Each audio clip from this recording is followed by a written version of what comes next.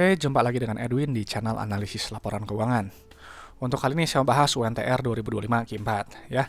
Kalau teman-teman ada analisis yang lebih lengkap, lebih akurat, langsung aja share di kolom komentar supaya teman-teman yang lain juga bisa baca.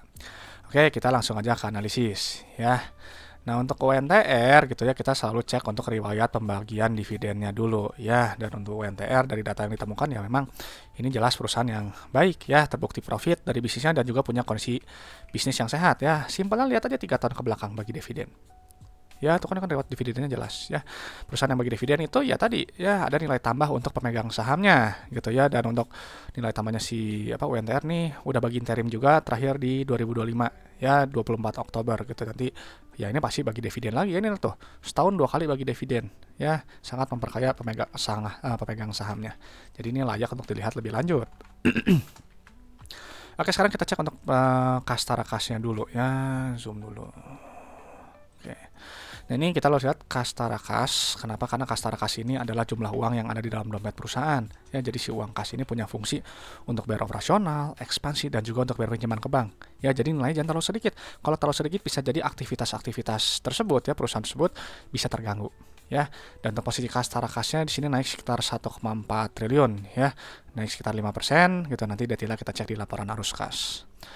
Selanjutnya loncat dulu ke saldo laba di tab ekuitas yang ini nilainya. Ya, ini harus kita lihat karena saldo laba ini adalah total akumulasi keuntungan yang telah dihasilkan perusahaan dari semenjak perusahaan ini pertama kali berdiri sampai sekarang 2025 Q4 ya, bukan Q3. Nah, jadi si UNTR dari dulu pertama kali berdiri sampai sekarang 2025 Q4 itu telah menghasilkan total profitnya sebesar 85,7 triliun di luar dividen yang telah dibagikan. Ya, ini perusahaan yang baik, saldo labanya positif, dia bisa bagi dividen. Ya, gitu. Nah, selanjutnya kita lihat ke ekuitas milik ya, yang ini nilainya untuk lihat PBV-nya aja ya, simple. Saya sih pakainya yang sederhana aja ya. Nah, di sini kita lihat untuk rasio saldo laba terhadap modal awal ini di 4,9 ya. Jadi si UNTR itu telah profit sebesar 4,9 kali modal awalnya. Ya, jadi kalau teman-teman punya bisnis modal 1 miliar itu telah profit 4,9 miliar di luar dividen. Ya, ini perusahaan yang baik. Nah, tapi secara PBV ya cukup premium ya. Premium sedikit di 1,16 gitu. Nah, selanjutnya kita cek ke pendapatan. Ya, ini pendapatan penting dilihat karena pendapatan ini untuk melihat pertumbuhan perusahaan. Ya, dan kinerja sebentar dipilihan. Oke ya. Dan untuk kinerja pendapatannya si UNTR ini turun 3,1 triliun gitu ya, turun sekitar 2% ya, minor sih, enggak yang signifikan sekali. Nah, nanti si pendapatan dikurangkan harga modal barang atau jasa ya, COGS, nanti kita dapat menghitung laba bruto yang ini nilainya.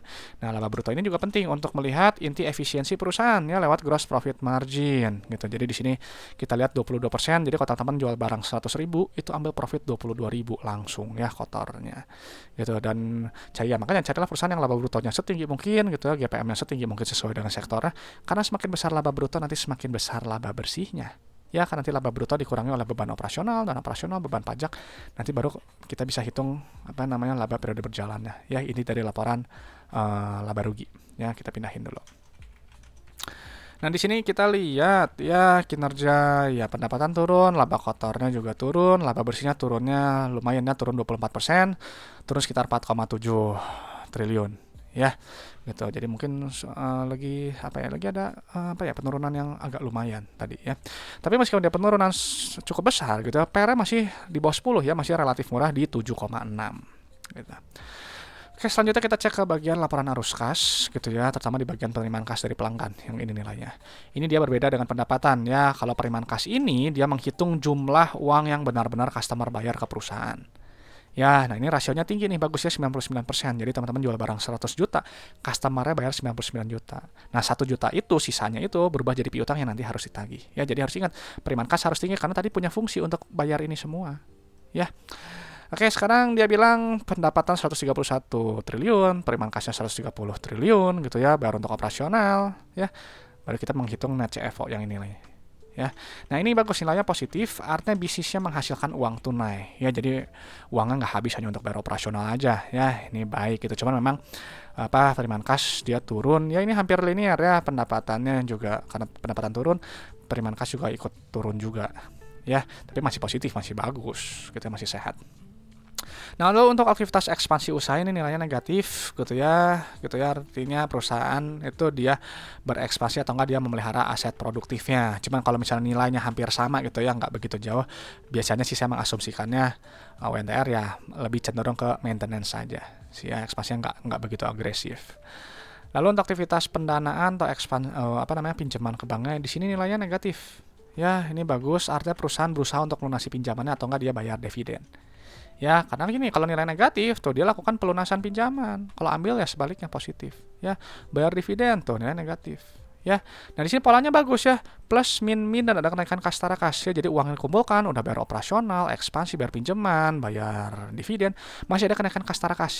Ya, jadi ini sangat sehat cash flow-nya. Ya.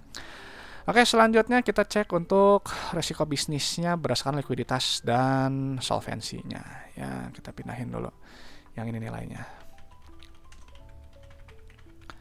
Oke, satu lagi liabilitas jangka pendeknya kita pindahin dulu ya. Nah, di sini kita lihat untuk rasio lancarnya ini 1,36 ya, sedikit di bawah 1,5 gitu ya, masih bagus. Rasio kas juga 0,5 ya. Jadi jangan terpaku sama rasio likuiditas ya. Kita selalu utama lihat dari si ini dulu ya, si arus kasnya. Ini kan sehat. Gitu ya, ini sehat, jadi turun di bawah sedikit 1,5 nggak masalah gitu ya, jadi ini masih kuat ya, masih rendah resiko gitu ya.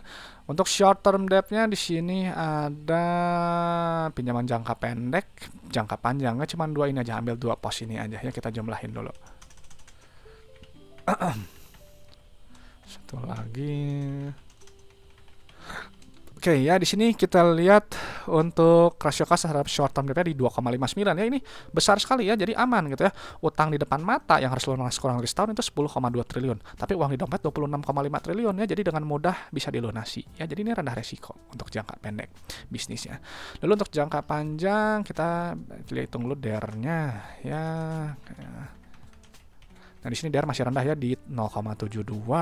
Lalu untuk long term debt-nya di sini ada ini aja ya, pinjaman bank jangka panjang aja nih satu ya, kita pindahin dulu. Oke ya, di sini kita lihat ya untuk long term debt to equity masih rendah sekali ya di 0,06 gitu. Jadi jangka panjang juga ini rendah resiko ya, masih ada ruang gitu. Jadi masih relatif aman ya untuk bisnisnya gitu. Cash flow juga sehat kok.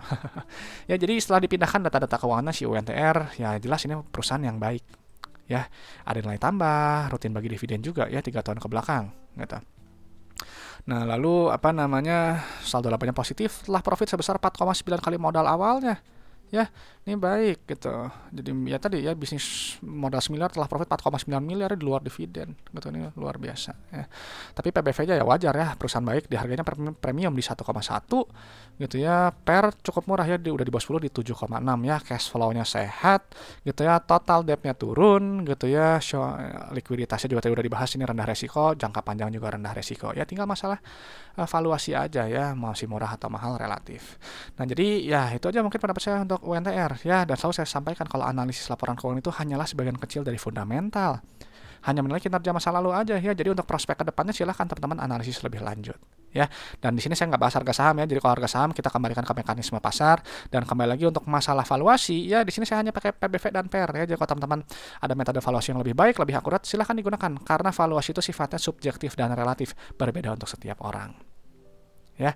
Oke, itu aja teman-teman. Kalau ada pertanyaan, ada request saham, langsung aja tulis di kolom komentar supaya nanti saya bahas ya. Oke, terima kasih sudah menyimak, semoga bermanfaat, semoga sharing dari sini bisa memperkaya pandangan teman-teman dalam menilai suatu perusahaan. Saya Edwin dari channel analisis laporan keuangan, sampai jumpa di video-video berikutnya.